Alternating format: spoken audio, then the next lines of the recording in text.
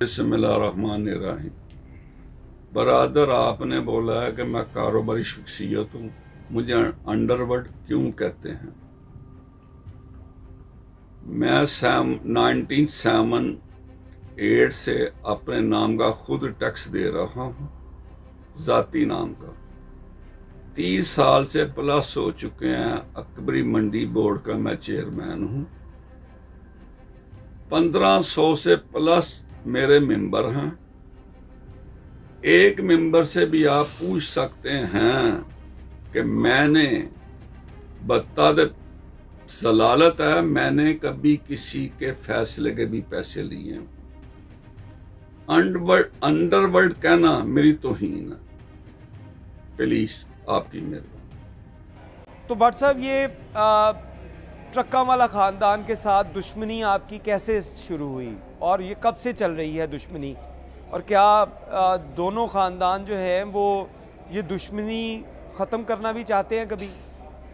आपने मुझे बोला है कि टीपू ट्रक्का वाले से आपकी कैसे दुश्मनी शुरू हुई।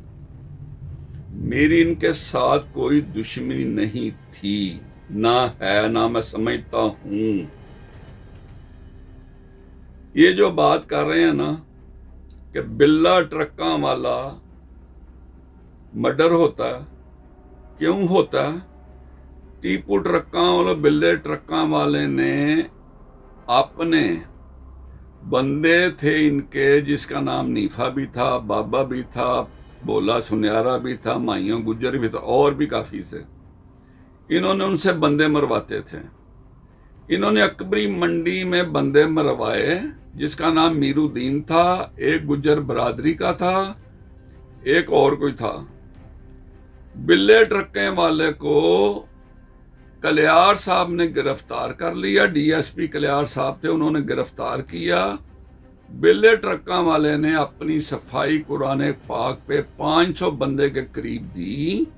उन्होंने बिल्ले को और बिल्ले के बेटे को, टीपू को, उन्होंने क्लियर कर दिया।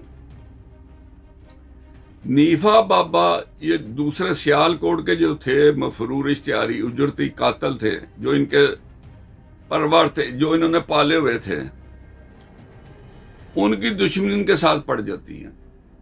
ये बिल्ला ट्रक्का वाला शेख सदीक, जो मैंने बात सुनी हुई है, शेख सदीक डीएसपी सी थे। बिल्ले ट्रक्का वाले ने उनकी वालदा, बहनें, बहू उठाकर शेख सदीक के पास बैठकर उनको कटवाया था। सुबह बिल्ला ट्रक्का वाला कत्ल हो जाता। उस कत्ल में मेरा नाम भी नहीं था, पर्चे में मेरा जिक्र भी नहीं था, ना मेरा कोई तल्लक था। उसके बाद हनीफा बाबा मुझे दुबई में 97 में मिलते हैं। मलक हसान मुझे मिलाता है इनके साथ। मलक हसान के वो साथी थे, वो मुझे मिलाता है, मेरी मुलाकात उनके साथ होती है, मैं बातें को सुनता हूं। वो पाकिस्तान वापस आ जाते हैं। जब पाकिस्तान वापस आते हैं ना, बिल्ला ट्रक्का वाले के कत्ल के बाद, वो गालबन तकरीबन 94 में मर्डर हुआ था। ये 97 की बात है जो मैं आपको बता रहा हूँ। जब मेरी इनसे मुलाकात होती है, पाकिस्तान वापस आती हैं, एक बंदा मुझे एक दिन फोन करके कह रहा है कि भट्ट साहब, ये आज टीपू को कत्ल कर रहे हैं। टीपू की वालदा मजंग हॉस्पिटल में एडमिट है। हॉस्पिटल मुझे अब नाम याद नहीं है, वो मजंग हॉस्पिटल में एडमिट है। उधर ये आज उन्होंने टीपू पे अटैक करना है। मेरा टीपू के साथ वास्ता नहीं था कोई। अहमद चद्दर साहब, जो टीपू के अंकल थे, बिल्ले ट्रक्का वाले के भाई बने हुए थे, तलक था उनका, तलक था। मेरा भी उनका सलाम दुआ थी। मैंने अहमद चद्दर साहब को फोन किया कि आज टीपू ने हॉस्पिटल मजंग जाना है अपनी वालदा की खबर लेने के लिए, उनकी तबीयत ठीक नहीं है, इसको बचा लें, इसको उधर आज ना जाने दें। उन्होंने चद्दर साहब ने टीपू को बोला, टीपू को रोक दिया कि तूने आज अपनी वालदा की खबर लेने मजांग हॉस्पिटल में नहीं जाना। अगले दिन मेरी चद्दर साहब से बात होती है। चद्दर साहब मुझे कहते हैं कि भट्ट साहब, टीपू को मैंने आपका नाम लेके बात बताई है, कत्ल तुम हो रहे हो, बच जाओ। उसने मुझे बोला। चद्दर साहब ने मुझे ये भी बात की, अहमद खान चद्दर साहब जो डेड ऑनेस्ट बड़े प्यारे आदमी हैं, मैं पुलिस में उनको सबसे अच्छा समझता हूँ, अच्छे थे भी। उन्होंने मुझे बोला कि मैंने अपने तौर पे इंक्वायरी की है कि टीपू मेरे तफ्तीश के मेरी इंक्वायरी के मालूमात में ये अटैक होना था, और टीपू ने मुझे बोला आज कि ये अटैक वाकई मेरे पे होना था। भाई मुझे ये बताएं, मैं टीपू के वाले में कत्ल में था, जब मेरा हाथ था, नाम तो मेरा पर्चे में नहीं था, हाथ था, तो मुझे टीपू को बचाने की क्या जरूरत थी?